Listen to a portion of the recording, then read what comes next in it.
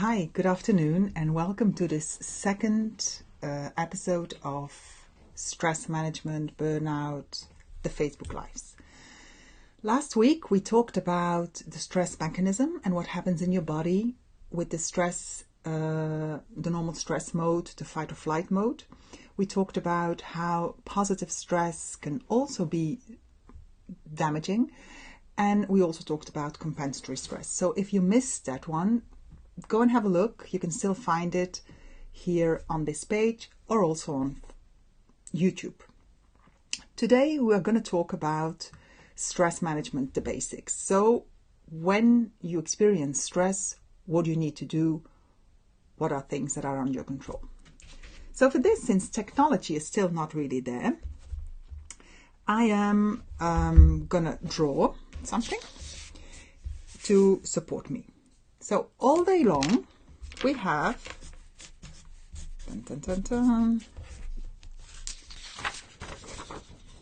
50,000 possible stressors, going from my alarm didn't go off, the manuals for Monday haven't been sent. This is a true story, by the way. This happened to me this morning. I have an annoying colleague. I have 50,000 emails, and so on and so forth. They give you a stress reaction. Now, this stress reaction can be strong or it can be weak. So it can be anything from 1 out of 10 slightly annoyed to 10 out of 10 headless chicken. Okay? So, as you might know, it's not necessarily the amount of stresses or the number of stresses that are gonna create a stress reaction. There's something else. Because there are people who have like stressful events all day long, yet they walk around tutto sotto controllo. And then there's other people who seem to have the very easy, relaxed life, and then something happens and they freak out. So there must be something else. Yes, there is. What is? Let me have a look. Dun, dun, dun, dun. My technology.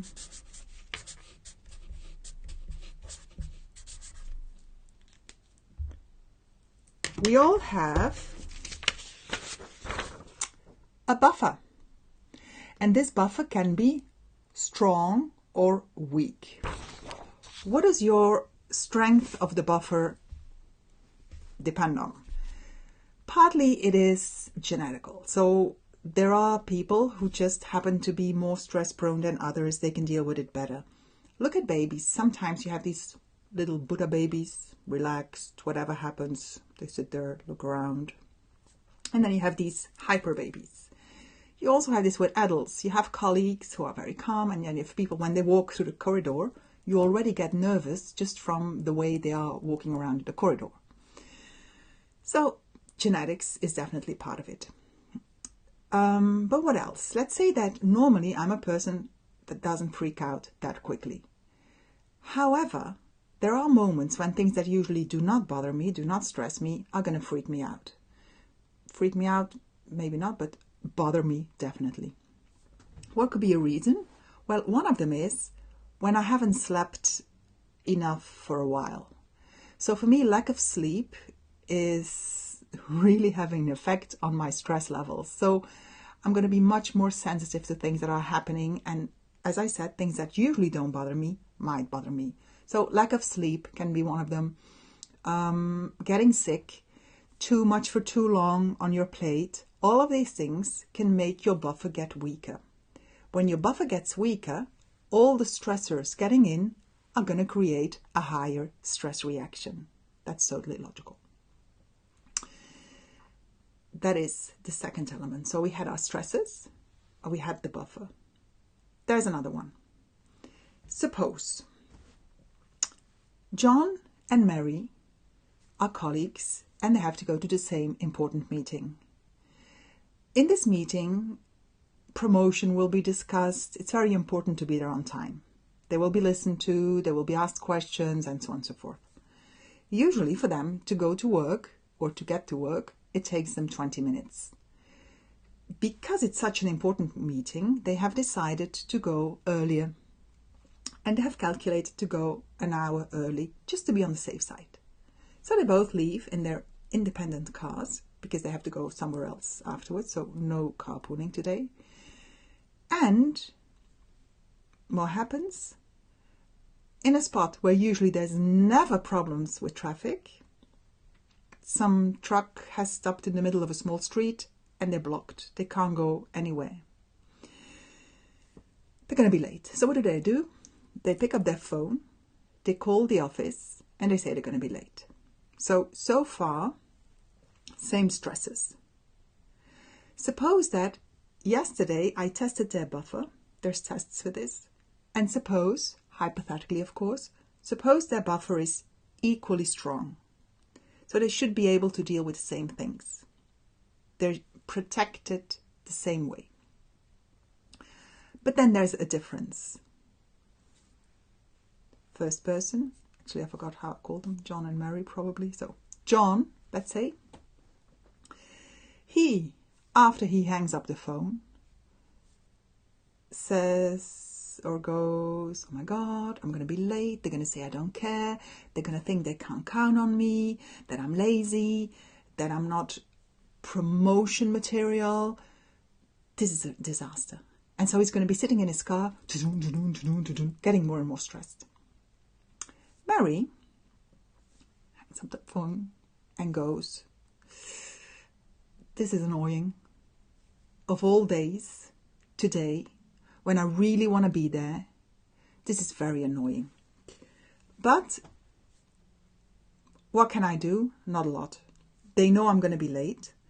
I might as well use the time that I'm here in my car to prepare myself better for this meeting, to think about what I want to say, and so on and so forth.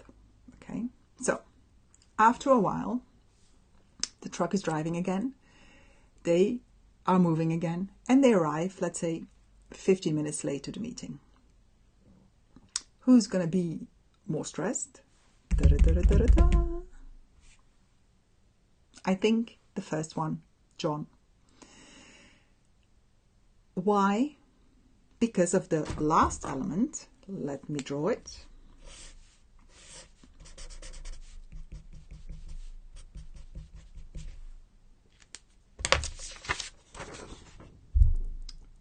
An I, these are the subtitles to my drawing. The I, that stands for perception. So basically, it's not what happens to you, it's how you look at what happens to you. And if you look at what happens to you as, oh my God, disaster, whatever, you're going to be more stressed than when you say, this is annoying, but what can we do? So basically, what is stress management? Stress management is working on your stresses, working on your buffer, and working on your perception. How do you do this? Now, very briefly, working on your stresses. If something is stressful, you have to look like, is this under my control or not? And if it is there something you can do about it? As in, do you have a choice? Example, I often work in Brussels, and while I only live 50 kilometers away from Brussels, it can be very complicated by car. It can easily take 2 hours. But I have to be in the room half an hour before the participants arrive. This is in my contract. So if I'm going to leave in my car and I'm not sure when I'm going to arrive and I might be late, this can be very stressful. I find this very annoying.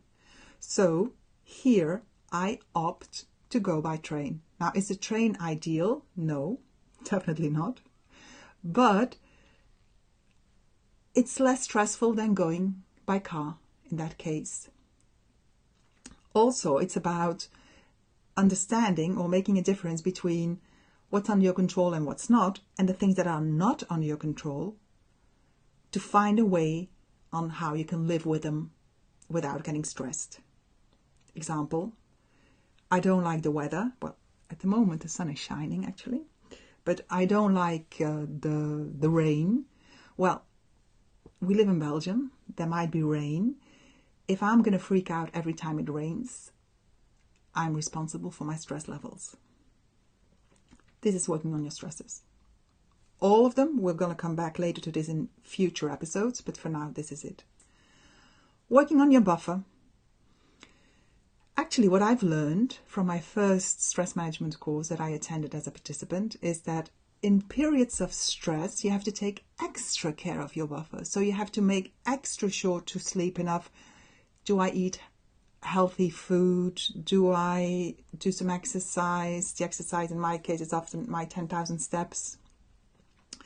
Do I see some friends? Do I do some relaxation? All of this takes care of your buffer. But what do we usually do in stressful periods? We don't do these things because we don't have the time, or we feel too stressed to do them. And then it becomes a vicious circle, because the less I take care of my buffer, the less I take care of my buffer, the more vulnerable I am for the stresses and the higher my stress reaction. So when in stress, extra care for the buffer. And then finally, perception. There are techniques for this, but I'm going to give you an example of a natural reframing that I did in the past. At some point, I think 13, 14 years ago, I had to go to Alicante in Spain regularly. I had to go there every 2 weeks or something. And everybody was going, oh, you go to Spain, nice, really nice. And I thought, like, I'm not so sure if I like it that much, because it was nothing against Spain or Alicante, but it was before direct flights, it was outside of the season, and it meant that I would have to leave on Sunday, when was it? I think 10 o'clock, to leave at 12 in Zaventem and to arrive at my hotel by 8 in the evening. So all day I was on my way. Now I have more interesting things to do on a Sunday, to be honest. Then I would give my course Monday, Tuesday. I would finish on Tuesday 5 o'clock, and then I would have to rush to the airport because the plane took off at 6. Take off, not boarding, no, take off. So rushing. Then I would arrive in Madrid, where I would have to rush for the connecting flight. And I usually made it, and my luggage, 2 out of 3, didn't make it. So I would arrive in Zaventem without my luggage. And all of this together made me go, Alicante, instead of, yay, Alicante. But after a while, I realized that the more I was annoyed about this, the more I dreaded going to Alicante, the more stressful I felt, the more stressed I felt. And I thought I had to do something about this, because at first it was the week before, Sunday, Alicante. And then it became 2 weeks before, Sunday, Alicante. And then it became, when I arrived at Zaventem, in 2 weeks I have to go to Alicante again. No good. So I thought, okay, you always complain about the fact that you don't have enough me time. Why don't you turn this Sunday, this traveling, into me time? And that's what I did. So I was not allowed to work. I would take a book and I would read a nice novel, for which I never had a time because I was always reading books on work. And I had my little ritual. So I left for the airport. As from check-in,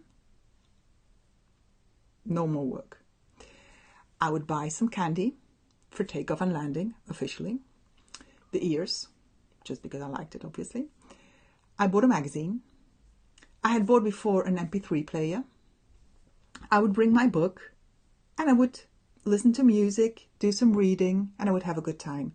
Even during the hours, I would have to wait at the airport of either Barcelona or Madrid. So it changed my perspective. It wasn't anymore like, oh, Alicante. Now, it didn't turn into, yay, Alicante, but it was definitely more neutral.